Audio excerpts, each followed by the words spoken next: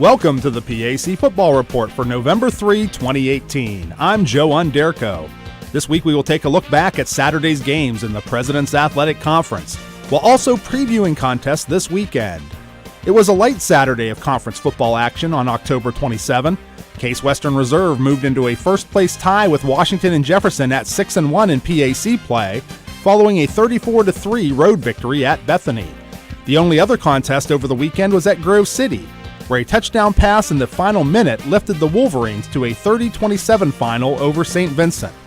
Teal, W&J, Waynesburg, and Westminster all had the weekend off, while the Geneva-Carnegie Mellon game was postponed due to the tragic shooting in Pittsburgh and rescheduled for November 17. PAC Weekly recognition went to Grove City sophomore wideout Cody Gustafson on offense, with 8 catches for 72 yards and 3 TDs, including the game-winning score with 26 seconds to play versus St. Vincent. Defensive honors for the third straight week went to Case senior defensive end Cameron Brown, as he posted 4 tackles, 3 sacks, an interception, and a forced fumble at Bethany. Special teams laurels went to Spartan freshman kicker Robertson Albrecht, after making both field goal attempts and going 4 for 4 on extra points at Bethany. Rookie of the week went to Case freshman defensive back Colin Schuster, with 6 tackles and 2 interceptions, including 1 pick returned 51 yards for a score. A full slate of 5 PAC games are on tap for the league's penultimate weekend on November 3, including 5-3 Westminster hosting 4-3 Carnegie Mellon at Harold Burry Stadium in New Wilmington at 1 p.m.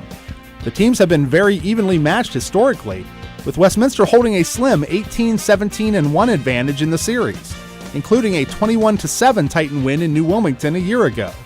Westminster head coach Scott Benzel previews the matchup with the Tartans. Yeah, it's always a tough matchup. Obviously, Coach Lagner is a tremendous ball coach that emphasizes toughness, and I think that's something that I try to emulate our style over.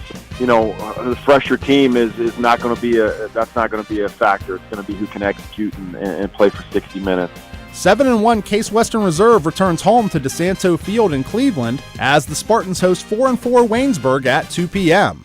Case has won 3 straight in the series, including a 56-21 final a year ago, with the Jackets' only win in the series coming in their first ever meeting in 2014 by a 35-15 score. With wins in 4 of its last 5 games after an 0-3 start, Waynesburg head coach Chris Smithley talks about the keys for his team turning its season around.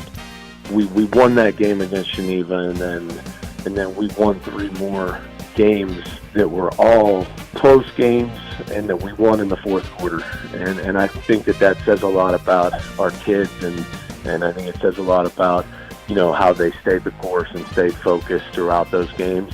The other PAC co-leader, 7-1 Washington and Jefferson, travels to Chuck Knoll Field in Latrobe to face 1-7 St. Vincent at 1 p.m.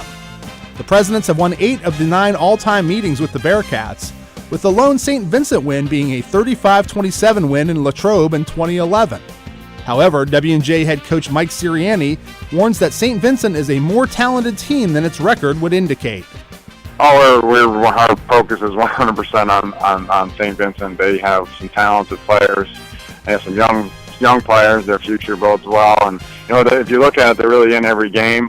Even the Case game, they move the ball and play well. So they're in every game. We know this is going to be a challenge. We know it's their senior day. In other action, 5-3 Grove City travels to face 2-5 Geneva under the Reeves Field lights in Beaver Falls at 7 p.m.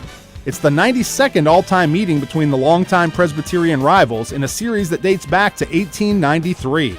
Grove City won last year's battle 25-7 over the Golden Tornadoes.